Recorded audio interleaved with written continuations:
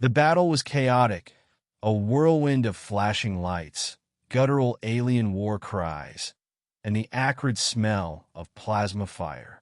I had been hiding behind the remnants of a fallen transport vehicle, clutching the makeshift weapon I'd salvaged from the crash. The alien invaders had arrived 3 days ago, their massive warships blotting out the sun. Humanity hadn't stood a chance. Yet here I was alive for now. I heard the guttural commands of their leader, a towering alien clad in dark armor that glimmered like obsidian. They moved methodically, hunting down survivors like me. My breath hitched as I peeked around the corner and saw her for the first time. She was unlike the others. Where her comrades were bulky and menacing, she moved with a lethal grace.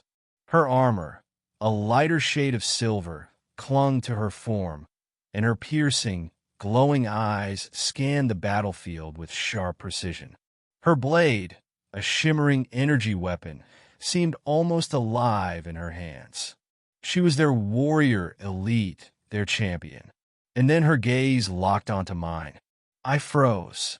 My hands tightened on the grip of my weapon, though I knew it was useless.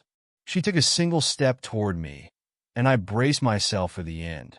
Instead, she raised her hand and barked something in her guttural tongue to the others.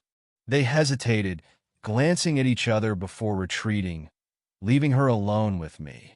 I didn't understand what was happening. Why had she spared me? Why had she sent them away? Before I could dwell on it, she crouched down, leveling her glowing eyes with mine. She said something in her alien language, her voice surprisingly soft. When I didn't respond, she frowned, then gestured for me to follow.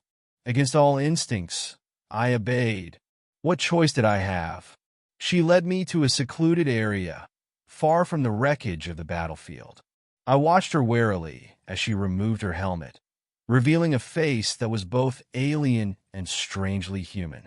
Her skin was pale with a faint iridescent sheen, and her features were sharp yet elegant. Her expression was unreadable as she knelt and activated a small holographic device.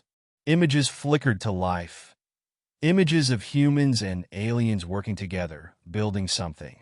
Peace, she said, the word heavily accented but unmistakable. It took me a moment to process. You want peace? I asked hesitantly. She nodded and pointed to herself. Zyra. Then she pointed to me, waiting.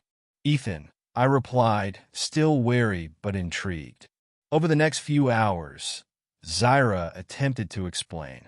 Through broken words and gestures, I learned that she was part of a faction within her people that opposed the invasion.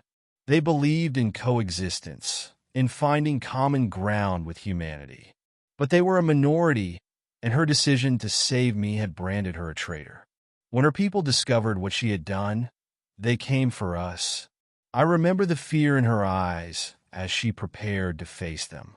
Despite the odds, she stood between me and her own kind, wielding her blade with a ferocity that was both terrifying and awe-inspiring. She fought like someone with nothing left to lose, her movements a blur of silver and light. One by one, she brought them down, but not without cost. Blood, hers and theirs, stained the ground by the time it was over. I rushed to her side as she collapsed, clutching a wound on her side. Her glowing eyes met mine, and she managed a weak smile. Ethan, she said, her voice trembling. Promise peace? I nodded, tears streaming down my face. I promise. Zyra's sacrifice wasn't in vain.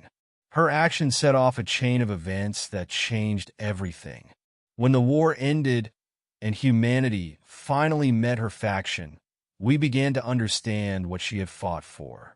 Peace was possible, but it required trust, understanding, and courage, the kind she had shown when she defended me against her own people. Years later, as I stood before a monument erected in her honor, I placed my hand on the cold stone and whispered, "Thank you, Zyra, for everything,